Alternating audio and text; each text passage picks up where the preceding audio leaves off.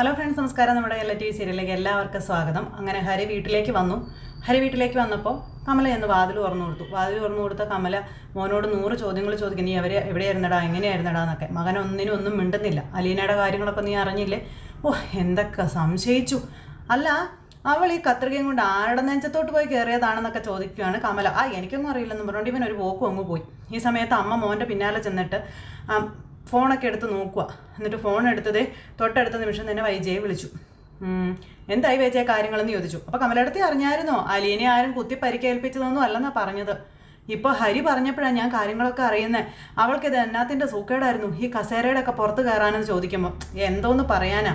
അവൾ ഈ വീട്ടിൽ വന്ന് കയറിയപ്പോൾ മുതൽ ഓരോരോ പ്രശ്നങ്ങളാണ് ഉണ്ടാക്കിക്കൊണ്ടിരിക്കുന്നത്. ഒരു ദിവസം പോലും സമാധാനം എന്ന് പറയുന്നൊരു സംഗതി കിട്ടിയിട്ടില്ല. പോലീസുകാരെ ഹോസ്പിറ്റലിൽ ചെന്ന് അവളെ വരട്ടിയോ വിജയ്? അതൊന്നും എനിക്കറിയത്തില്ല. വീണപ്പോൾ കത്രിക കുത്തി കയറിയെന്ന് അവൾ പോലീസിനോട് പറഞ്ഞതേ ഞാനത്രയ്ക്ക് വിശ്വസിച്ചിട്ടൊന്നുമില്ല കേട്ടോ എന്ന് വൈജ കമലയോട് പറയാം. അപ്പോൾ വേറെ എന്തെങ്കിലും കാരണം കാണുമോ? അവൾക്ക് ആരൊക്കെയായിട്ടോ പലതരം കണക്ഷൻസൊക്കെ ഉണ്ട് ഏട്ടത്തി. നമ്മൾ ഈ പത്രത്തിലൊക്കെ കാണാറില്ലേ, പ്രേമം നിരസിച്ച യുവതിയുടെ മുഖത്ത് ആസിഡ് ഒഴിച്ചു എന്നൊക്കെ. അല്ല, അവൾക്ക് പ്രേമം വല്ലതും ഉണ്ടായിരുന്നു എന്ന് കമല ചോദിക്കുമ്പം കാണുമായിരുന്നിരിക്കും. പിന്നെ അവൾ ആദ്യത്തവനെ തഴഞ്ഞിട്ട് വേറെ പുളുങ്കൊമ്പിലും എല്ലാം കയറി പിടിച്ചു കാണുമെന്നേ. മാറ്റവാൻ കലിപ്പിനായിരിക്കും. അവൻ കത്രികയും കൊണ്ട് വന്ന് അവളുടെ വയറ്റത്ത് കുത്തി ഇറക്കിയതായിരിക്കും എന്നൊക്കെ പറഞ്ഞ് വൈജ സ്വന്തം മോളെ പറ്റി ഇങ്ങനെ പറയുക. അവൻ കുത്തിയതാണെന്ന് പറഞ്ഞാൽ അവളുടെ കഥയൊക്കെ വെളിച്ചത്ത് വരുമല്ലോ. അതുകൊണ്ട് അവള് പറഞ്ഞു വീണപ്പോൾ പറ്റിയതാണെന്ന്. അപ്പം പിന്നെ കുഴപ്പമില്ലല്ലോ. അങ്ങനെയാണല്ലേ കഥകൾ എന്ന് കമല ചോദിക്കും. അയ്യോ, ഞാൻ ഊഹിച്ചെടുത്താട്ടെ കമലടത്തി. എൻ്റെ കയ്യിൽ തെളിവും കാര്യങ്ങളൊന്നും ഇല്ല കേട്ടോ.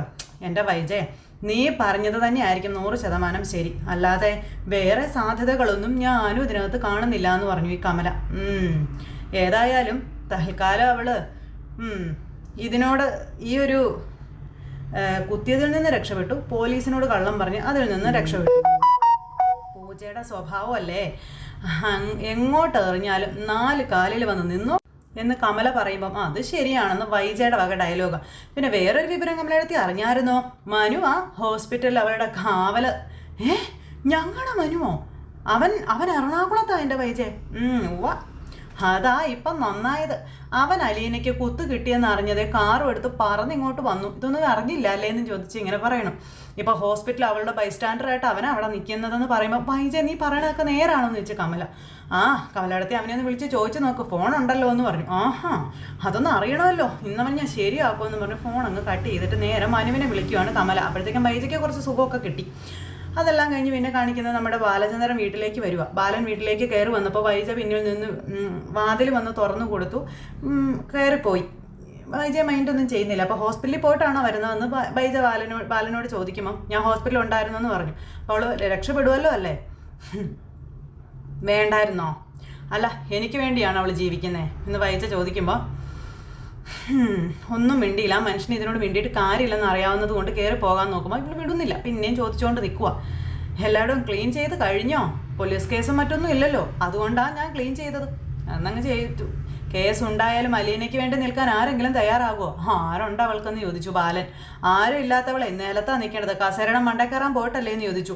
നല്ല കാര്യമുള്ളതായിരുന്നു എന്നൊക്കെ ചോദിക്കുമ്പം അവൾക്കൊരബദ്ധം പറ്റിയതല്ലേ, ഇത് കുറെ കടന്ന അബദ്ധമായി പോയി കേട്ടോ. അപ്പം മനഃപൂർവ്വം ആരെങ്കിലും കസേരയിൽ കയറി വയറിൽ കത്രിക കുത്തിക്കയറ്റുമൊക്കെ ചെയ്യുമെന്ന് ചോദിച്ചപ്പോൾ വെറുതെ മനുഷ്യനെ പേടിപ്പിക്കാനായിട്ട് അവൾ ഓരോ കോപ്രായം കാണിക്കുന്നതാണെന്നും പറഞ്ഞു വൈജയുടെ ഡയലോഗ്. അപ്പോൾ രോഹിത് എപ്പോഴാണ് വന്നതെന്ന് ബാലചന്ദ്രൻ ചോദിച്ചു. കുറേ നേരം ആയല്ലോ അവൻ വന്നിട്ട്, എന്താ ലേറ്റായേ? ഫുട്ബോൾ കളിയോ മറ്റോ കാണാൻ പോയതാണെന്നാ പറഞ്ഞതെന്ന് വൈജ പറയുമ്പം അവൻ എന്തിയെ? അവൻ മോളിലുണ്ടല്ലോ, പിന്നെന്താ? അപ്പോഴത്തേക്കും ബാലചന്ദ്രൻ നേരെ മകൻ്റെ റൂമിലേക്ക് ചെല്ലും. മകൻ അവിടെ കിടന്ന് ഇങ്ങനെ വരികിനെ പോലെ ഓടിക്കൊണ്ടിരിക്കുക. ഷോ എന്നും പറഞ്ഞു ഇവൻ തപ്പിക്കൊണ്ടിരിക്കുക. എന്തെങ്കിലും ഉണ്ടോയെന്ന് കയ്യൊക്കെ ഇങ്ങനെ കിടകിടാന്ന് വിറയ്ക്കുന്നുണ്ട്. അപ്പോഴാണ് അച്ഛൻ വന്ന് വാതിലേ മുട്ടുന്നത്. അപ്പം ഇവന് പേടിയായി. വാതിൽ തുറക്കാനും പറ്റുന്നില്ല, തുറക്കാതിരിക്കാനും പറ്റുന്നില്ല. ഇവൻ കിടന്ന് ഓടുക അതിനകത്തോടെ. തളർന്ന് വീഴാൻ പോയി ഇങ്ങനെ ഉള്ള അവസ്ഥയിൽ നിൽക്കുക. സഹിക്കാൻ മേലാത്ത ടെൻഷനും പേടിയും വെപ്രാളും എല്ലാം കൂടെ കയറിയിട്ട് പേടിച്ച് വന്ന് വാതിൽ തുറന്നു. അപ്പോൾ അച്ഛൻ മുന്നിൽ ഇങ്ങനെ നിൽക്കുന്നു. അച്ഛനെ കണ്ടപ്പോഴും ഒരു പരിഭ്രമം എൻ്റെ മുഖമൊക്കെ വല്ലാതായിട്ട് ഇരിക്കുക കേട്ടോ. അപ്പോൾ അച്ഛൻ ഇങ്ങനെ അടിമുടി നോക്കി. ഞാൻ നിറ കിടക്കുമായിരുന്നോ എന്ന് ചോദിച്ചു. ഇല്ല, ഞാൻ വെറുതെ മൊബൈൽ നോക്കിക്കൊണ്ടിങ്ങനെ.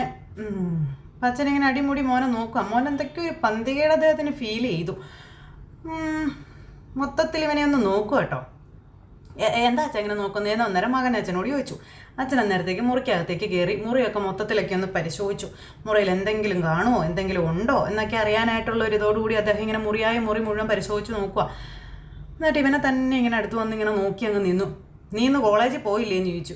അത് പിന്നെ എന്നും പറഞ്ഞുകൊണ്ട് ഇവനിങ്ങനെ വെപ്രാളം പിടിച്ച് ബാലചന്ദ്രൻ്റെ അടുത്തേക്ക് വരുക കേട്ടോ. ഞാൻ പോയായിരുന്നു. പിന്നെന്ത് പറ്റി, വീട്ടിൽ വരാൻ ലേറ്റ് ആയെന്ന് ചോദിച്ചപ്പോൾ അത് പിന്നെ ഇന്നൊരു ഫുട്ബോൾ മാച്ച് ഉണ്ടായിരുന്നു സെവൻസിൻ്റെ, അത് കാണാൻ പോയതാണെന്ന് പറഞ്ഞു. അമ്മയോട് ഞാൻ പറഞ്ഞായിരുന്നല്ലോ അച്ഛാ. അപ്പോഴും രാത്രിയിലാണോടാ മാച്ചൊക്കെ? അതെ അച്ഛാ, രാത്രിയിലാണ്. 7 മുതൽ 8 വരെയായിരുന്നു. അപ്പോൾ കളിയുടെ ഡീറ്റെയിൽ വരെ ഇവൻ പറഞ്ഞു കൊടുത്തു. കറക്റ്റ് സ്പോട്ടിൽ ഇവൻ ഉണ്ടായിരുന്നു എന്നുള്ള ഇതിൽ തന്നെ. അപ്പം നിൻ്റെ മുഖത്തെന്താടാ ഒരു പാട് എന്ന് ചോദിച്ചപ്പം തപ്പി നോക്കിയിട്ട് ടെൻഷൻ കാരണം പറയാൻ വാക്കുകൾ പോലും കിട്ടുന്നില്ല. അതുപിന്നെ കോളേജിൽ നിന്ന് ക്രിക്കറ്റ് കളിച്ചപ്പോൾ പന്ത് കുറ്റിക്കാട്ടിൽ പോയി. അപ്പോൾ ബോബിന് 6 അടിച്ചതാണ്. ഞാനത് എടുക്കാൻ പോയപ്പം മുള്ളുകൊണ്ട് പൊറിയതാണെന്ന് പറഞ്ഞ് കൃത്യമായിട്ട് കഥകൾ പറയാം. കാണാപ്പാടം പഠിച്ചതുപോലെയാണല്ലോടാ നീ പറയുന്നത്. അത് അല്ലെങ്കിൽ പിന്നെ ഞാനെന്തിനാ അങ്ങനെയൊക്കെ പറയുന്നത്? അച്ഛനെന്താ ഇങ്ങനെയൊക്കെ ചോദിക്കുന്നത്? എനിക്ക് അറിയാവുന്നതല്ലേ പറയാൻ പറ്റത്തുള്ളൂ എന്നൊക്കെ പറഞ്ഞുകൊണ്ട് ഇപ്പം ഭയങ്കരമായിട്ട് വെപ്രാളം കൂട്ടി സംസാരിക്കാം. ഇതൊക്കെ ബാലന് മനസ്സിലാകുന്നുണ്ട് എന്നും പറഞ്ഞുകൊണ്ട് അദ്ദേഹം ഇങ്ങനെ നിൽക്കുക അവിടെ. ആ സമയത്ത് ഇവൻ്റെ ടെൻഷൻ കണ്ടിട്ട് അദ്ദേഹത്തിന് മൊത്തത്തിലൊരു ഇതൊക്കെ പോലെയുണ്ട്. ഇവിടെ നടന്ന സംഭവങ്ങളൊക്കെ വല്ലതും നീ അറിഞ്ഞായിരുന്നോ എന്ന് ചോദിച്ചു. ഞാൻ അറിഞ്ഞായിരുന്നു. ആരാ പറഞ്ഞത് നിന്നോട്? അപ്പോൾ ഹരിയാ പറഞ്ഞതെന്ന് പറഞ്ഞു. അവനങ്ങനെ ഈ കഥയൊക്കെ അറിഞ്ഞത്? അത് പിന്നെ അമ്മ കമലാൻ്റിയെ വിളിച്ച് അറിയിച്ചെന്ന് പറഞ്ഞു. എന്നിട്ട് നീ അതിനെപ്പറ്റി അന്വേഷിക്കാനൊന്നും ഇങ്ങോട്ട് വന്നില്ലല്ലേ? അമ്മയോ എന്നെയോ വിളിച്ച് എന്താ സംഭവിച്ചതെന്ന് പോലും നീ അന്വേഷിച്ചില്ലല്ലോ. നിൻ്റെ വീടല്ലേടാ ഇത്? അതോ നീ ഇനി വീട് തെറ്റിയെങ്ങാനും കയറിയതാണോ ഇവിടെ? ഇവിടുത്തെ സെർവൻറ്റിൻ്റെ കാര്യം തിരക്കേണ്ട ആവശ്യമുണ്ടെന്ന് എനിക്ക് തോന്നിയില്ല എന്ന് ഇവൻ പറയുമ്പം ആ സെർവൻ്റ് ഒരു പെൺകുട്ടിയാണെന്നും അവൾക്ക് എന്തെങ്കിലും സംഭവിച്ചാൽ നിൻ്റെ അച്ഛനടക്കം ഈ വീട്ടിലുള്ള സകല പേരും ഉത്തരം പറയേണ്ടി വരുമെന്നും തിരിച്ചറിയാനുള്ള ബോധം നിനക്കിതുവരെ ആയിട്ടില്ലേ എന്ന് അദ്ദേഹം ചോദിക്കുമ്പോൾ അതുപോലെ ഇവിടെ എന്ത് സംഭവിച്ചാലും അത് അച്ഛനും അമ്മയും കൂടെ സോൾവ് ചെയ്തോളൂ എന്ന് എനിക്ക് അറിയാമെന്നേ ഞാൻ പറയാം. അപ്പം ഞാനതിന് ആവശ്യമില്ലാത്ത കാര്യത്തിൽ കയറി തലയിടുന്നേ എന്നൊക്കെ ഇങ്ങനെ ചോദിച്ചു. അച്ഛൻ ഞെട്ടിപ്പോയി മകൻ പറയുന്നതൊക്കെ കേട്ടിട്ടേ. അങ്ങനെ അലീനയുടെ കാര്യത്തിൽ മകൻ പറയുന്നത് കേട്ടാൽ മനുഷ്യൻ അന്തം വിട്ടിങ്ങനെ നിൽക്കുക. അല്ലെങ്കിൽ തന്നെ ആരും തെറ്റൊന്നും ചെയ്തതല്ലോ. അവള് കസേരയുടെ മേളിൽ കയറിയപ്പോൾ അവിടുന്ന് വീണപ്പോൾ അറിയാതെ സംഭവിച്ചാണെന്ന് പറഞ്ഞല്ലോ. പിന്നെന്താ പ്രശ്നം? ഒന്നുമില്ല എന്ന് അദ്ദേഹം പറഞ്ഞു. ഓക്കെ എന്നും പറഞ്ഞിട്ട് അവിടെ നിന്ന് അദ്ദേഹം അങ്ങ് ഇറങ്ങിപ്പോയി. ഒരു നെടുവീർപ്പിട്ട് ഇവൻ ഇങ്ങനെ നിൽക്കുക. പക്ഷെ പോയ ബാലൻ തിരിഞ്ഞു നിന്ന് ഇവനെ നോക്കുന്നത് ഇവൻ ശ്രദ്ധിച്ചില്ല. ഇവൻ തിരിഞ്ഞു നോക്കിയപ്പോൾ അച്ഛൻ അവനെ തന്നെ നോക്കി ഇങ്ങനെ നിൽക്കുക. രോഹിത് ഒന്ന് ഞെട്ടി. എന്ന് പറഞ്ഞാൽ അദ്ദേഹം അങ്ങ് പോയി. ഇപ്പം വേഗം തന്നെ വാതിൽ കുറ്റിയിട്ടിട്ട് ആ വാതിലിൻ്റെ ചോട്ടിൽ നിന്ന് ഭയങ്കര കരച്ചിൽ. അങ്ങനെ അതെല്ലാം കഴിഞ്ഞു. ഇതൊക്കെ കഴിഞ്ഞതിന് ശേഷം പിന്നെ കാണിക്കുന്ന ബാലനെ ആട്ടോ. ബാലന് കിടന്നിട്ട് ഉറക്കം വരുന്നില്ല. അദ്ദേഹമാണ് എഴുന്നേറ്റ് പതുക്കെ ചെന്ന് മൊബൈലെടുത്ത് നോക്കിയപ്പോൾ മനുവിൻ്റെ കോള്. അപ്പം മനുവിനെ വിളിക്കുക. അപ്പം മനുവിനെ വിളിച്ചിട്ട് അവിടുത്തെ വിശേഷങ്ങളും കാര്യങ്ങളൊക്കെ ചോദിച്ചു. അപ്പോൾ പേടിക്കാനൊന്നുമില്ല, ഞങ്ങളെ കുഴപ്പങ്ങളൊന്നുമില്ല, ഇപ്പം നേഴ്സുമാരുണ്ട് റൂമിലെന്നും ഞാൻ പോയിട്ട് സമാധാനമായിട്ട് കട്ടൻ കാപ്പി കുടിക്കട്ടെ എന്നും മനു പറയാം. അപ്പോൾ എന്നിട്ട് ഞാൻ റൂമിലേക്ക് പോയിക്കോളാമെന്നും പറഞ്ഞു. അപ്പോൾ ശരി ഞങ്ങളെ ഓക്കെ ബൈ എന്നും പറഞ്ഞിട്ട് ഫോൺ അങ്ങ് കട്ട് ചെയ്തു. അപ്പോഴാണ് ബാലൻ ഒന്ന് ശ്വാസം വീണത്. ബാലൻ എന്നിട്ട് അവിടെ കിടന്നു. അതിനുശേഷം ബാലൻ ഇങ്ങനെ ആകെ വെപ്രാളം കയറി ഒരു മനസ്സിനൊരു സുഖമില്ലായ്മയോടുകൂടി ഇങ്ങനെ കിടക്കുക. ഇതെല്ലാം കഴിഞ്ഞതിന് ശേഷം പിന്നെ നമ്മുടെ അലീനയുടെ റൂമിലേക്ക് മനു വന്നു. അപ്പോൾ അവിടെ നേഴ്സുണ്ട്. നേഴ്സിനോട് ചോദിച്ചപ്പോൾ പകുതി സഡേഷനില്ല, പകുതി ഉറക്കത്തിലാണെന്ന കാര്യം പറയുക നേഴ്സ്.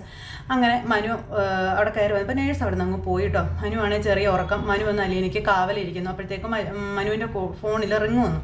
പെട്ടെന്ന് മനു കോൾ എടുത്തു. അപ്പോൾ അമ്മയുടെ കോൾ അതെടുത്ത് മാറി നിന്ന് വിളിക്കുക. അപ്പോൾ നീ എവിടെയാ മനു? എറണാകുളത്തല്ലേ എന്ന് ചോദിച്ചപ്പം അല്ലല്ലോ, നീ എറണാകുളത്തിന് പോകുന്നു എന്നും പറഞ്ഞല്ലേ ഇവിടെ നിന്ന് പോയത് അമ്മ മോനോട് ചോദിക്കാം. ശരിയാ, പക്ഷേ അവിടെ എത്തുന്നതിന് മുന്നേ എനിക്ക് തിരിച്ചു വരേണ്ടി വന്നു. തിരിച്ചു വന്നോ? നീ ഇവിടെ വന്നില്ലല്ലോ, പിന്നെ നീ എവിടെയാ എന്ന് ചോദിക്കുമ്പോൾ അമ്മ ഞാനിപ്പോൾ ദേവമാത ഹോസ്പിറ്റലാണ് ഉള്ളതെന്ന് പറഞ്ഞു. നിനക്കെന്താടാ ഹോസ്പിറ്റലിൽ കാര്യം? അവിടെ നിൻ്റെ ആരാ ഉള്ളത്? എന്നാ പറ്റിയത്?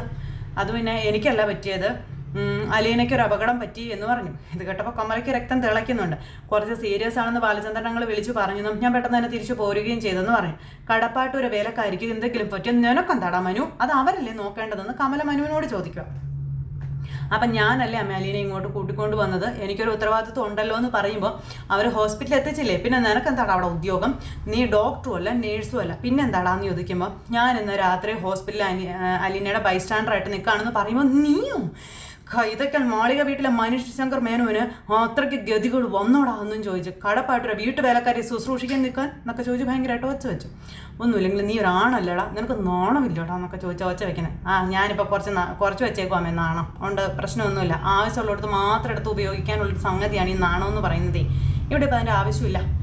അതുകൊണ്ട് രാവിലെ എറണാകുളത്ത് പോയവൻ രാത്രി വൈകിട്ടോടെ വേലക്കാരിക്ക് കാവല് കിടക്കുന്നു.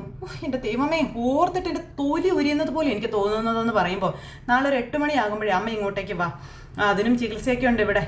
ഇവിടുത്തെ സൈക്കോളജിസ്റ്റ് നല്ല ഫേമസ് ആയിട്ടുള്ള ആളാണെന്ന് പറയുമ്പോൾ വെച്ചിട്ട് പോടാ നാണക്കെട്ടവനെന്നും പറഞ്ഞുകൊണ്ട് കമല ഫോൺ വെച്ചിരിക്കാൻ നോക്കുക. നീ ആ ഹരിയെ കണ്ട് പഠിക്കടാ ആദ്യമൊന്നും പറഞ്ഞുകൊണ്ട് കുറേ കിടന്നു അതും പറഞ്ഞു. അപ്പോൾ താങ്ക്സും പറഞ്ഞ് ഫോൺ അങ്ങ് കട്ട് ചെയ്തു. അപ്പോൾ അമ്മ ഫോൺ വെച്ചിട്ട് പോകാൻ പറഞ്ഞിട്ട് മനു അമ്മയോട് വഴക്ക് പറഞ്ഞ് ഫോണും അങ്ങ് കട്ട് ചെയ്തു. അത് കഴിഞ്ഞ് നമ്മുടെ മനു തിരിഞ്ഞു നോക്കി.